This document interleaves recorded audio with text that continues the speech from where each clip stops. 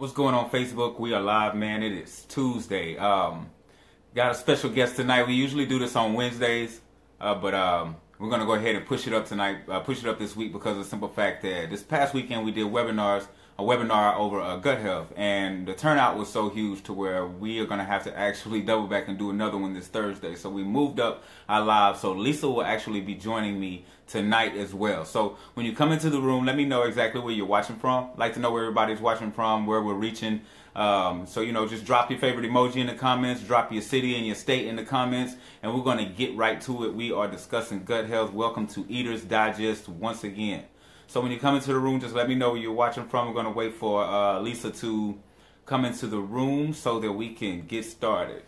So I'm gonna wait a little while, let the number jump. I'm gonna invite a few people before we get into it. Let's see here. Okay, we got Lisa. Okay, Lisa, I'm actually gonna go ahead and invite you into the chat.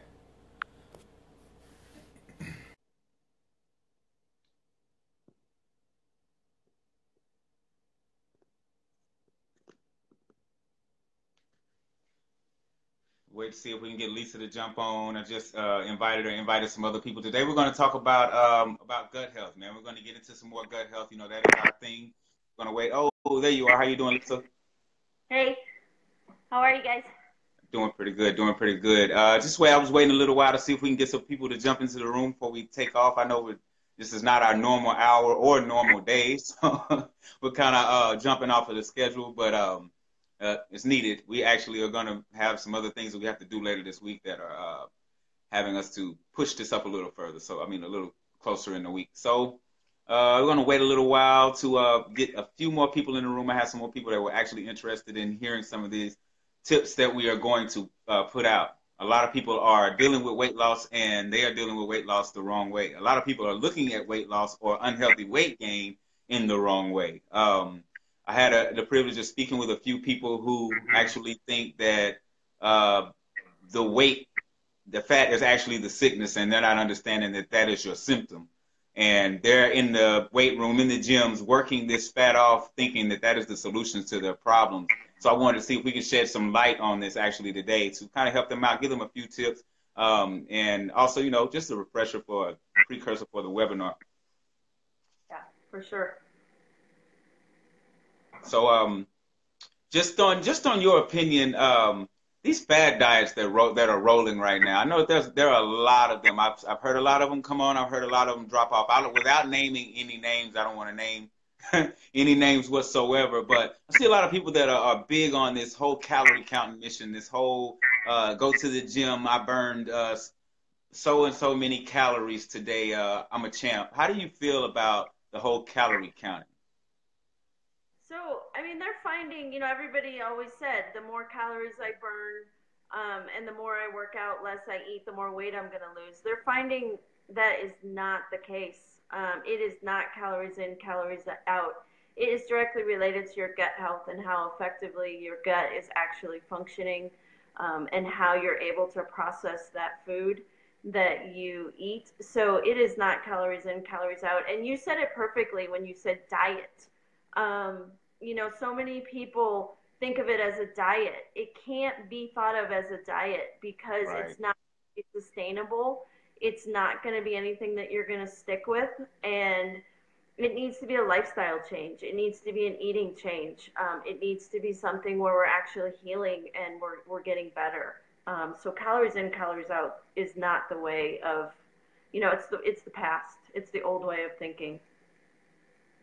And like a lot of people, I noticed that they'll go and they'll get into these big workouts, and then they'll have where they're, I mean, they can't keep it up. They can't keep this workout up, this constant day in, day out. I mean, we have busy schedules. As us as people, everybody's busy, especially coming into the holidays with the holidays getting ready to roll around. People don't have all this time to actually go hit the gym, and a lot of them resort to like low fat diets to help them with their weight loss. And I also try to help let my clients know that I speak with it. Low fat diet, like actually Otenil's here. He always tells me, he says anything low fat, if they take something out, they have to add something in it. So what does that tell you? So I don't know if you want to kind of elaborate a little bit on that, but I think that that's really interesting on how a low fat diet is kind of deceiving to some on the idea that this low fat diet is going to be what helps them to lose this weight. I'm gonna see if you can kind of elaborate on that a little bit on what you think about low fat diets, or do you think So about low fat yeah, diets? low fat diets, they're too hard to maintain. But like you said, they add it in other ways. And all the labels that they put on things, low fat. Read your labels because they've got to make up for it somewhere. So a lot of times, low fats are high additives, high sugars, things that are not good for you. You don't want to focus on low fats. You want to focus on healthy fats. Get some healthy fats into your body to sustain that energy that you need to work out and to get through the day. Healthy fats such as nuts, seeds, avocados, things like that. Don't focus on the low fats. Focus on what you need to add to your diet to give yourself that energy, that sustainability, so that you will burn more calories in the long run. And I just said the word calories. You will burn more in the long run if you're focusing on what you should put into your body in the healthy fats instead of what you're trying to eliminate out of your diet. Right. And a lot of people, I notice a lot of people are confused with that whole calories in, calories out thing. They're more focused on that, and a lot of them don't know that it's mostly hormone resistant. I don't want to get into the hormones, get to naming them. I know we get into that more in the webinars, but a lot of people aren't addressing the hormones that are, and when you have a excess of hormones in your bloodstream, that's considered toxic. So having certain excess of hormones in your bloodstream, such as cortisol, for example, the stress hormone, that a lot of people tend to deal with because there's a lot of stress in our day-to-day lives. Our fight or flight. That whole thing. That's day-to-day, every second, every minute, hour of the day that can spring upon us. So a lot of us deal with that, and they're going in and addressing the whole. Yeah, let's get healthy, let's get fit, let's hit the gym, and let's do meal prep. And it's like, but they're not paying attention to the type of calories they're putting into their bodies. And they're not paying attention to the fact that they should reset those hormones. That balance needs to be back in place. So, I mean, I try to help push the attention towards the hormones so more than the workout plan and it's just hard to get them to grasp. Can you give me some pointers on how I could possibly get them to maybe understand the need for that to be balanced? Well, you can work out all you want and, do work out, hours a day. If your body is not functioning properly, if your hormones are not firing the way they are supposed to, there's another, cortisol is a big one. If you're in that constant fight or flight and your cortisol is really high, you can do everything known to man and you're not going to lose that weight because it's going to keep building that belly fat in your system no matter what you do. There's another hormone, and we go into this a lot on our webinar. There's another hormone, leptin, which has to do with our eating and, feeling full. If that is not balanced, we are not going to be able to lose weight no matter what we do. So we need to look at the root cause of the problem, and that's what they teach us in Chinese medicine. If we're not looking at the why, you can do everything you know, like I keep saying that, you can do everything possible. You are not going to lose that weight if you are not healing your body, if you are not looking at what's going on inside of your body, how your body's functioning, your hormones, how your brain is interpreting what is going on to burn that fat. So, I mean, like I said, we go into this so much in our webinars and so much more depth and give a lot more information, but it is not calories in, calories out. And I cannot stress that enough to people. Counting those calories, it's only going to make you crazy. Another thing, that people do is they say, oh, if I, burn 500 calories, then I have to work out for this long. That is not how it works. It really is not. We need to look at our systems and how they're functioning.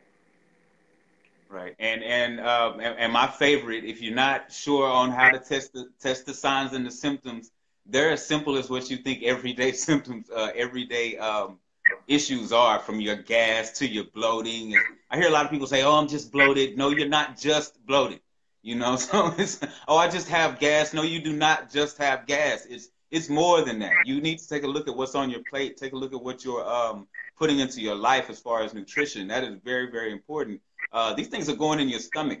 And a lot of you don't even know, but a large percentage of your immune system, up to 80% of your immune system, is housed in your stomach.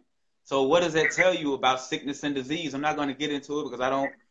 We can be all day, and that's a whole another webinar. So I'm not going to get into that. But you think about that. These things are compromising your immune system. So if you're thinking that you're going to go to a gym and repair your immune system, I I don't think so. If you think you're going to go to the gym and repair your stress levels, I mean, if it could be refreshing to you, and but you're not. You need to actually get down and like Lisa says, um, tackle the problem.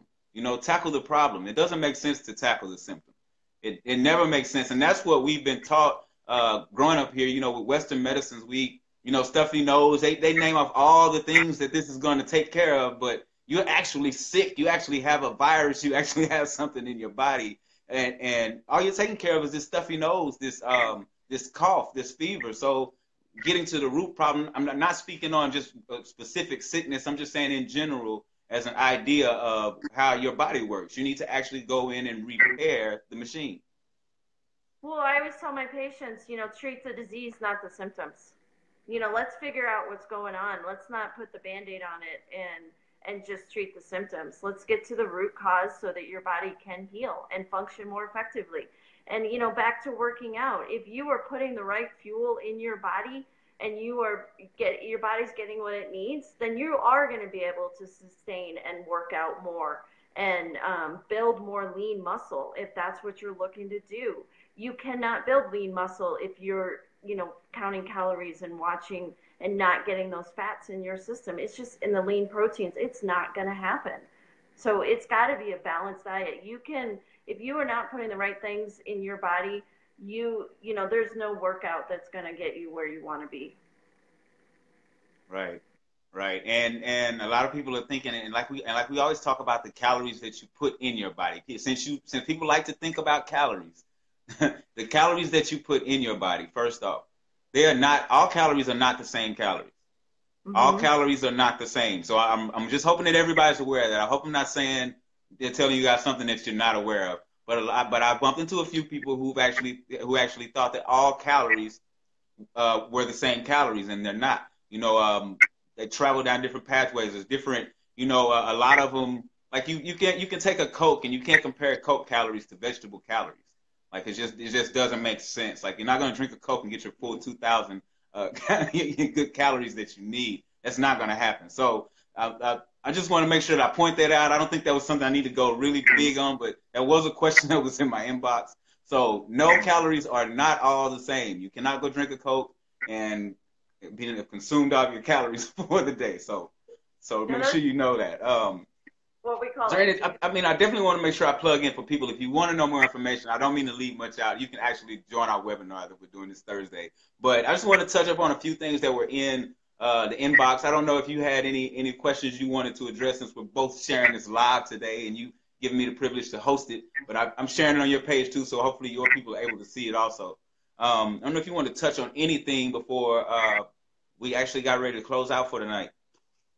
Well, real quick, I want to talk about, we're not going to talk specifics, but talk about when, people try and cut out foods to see what they're reacting to.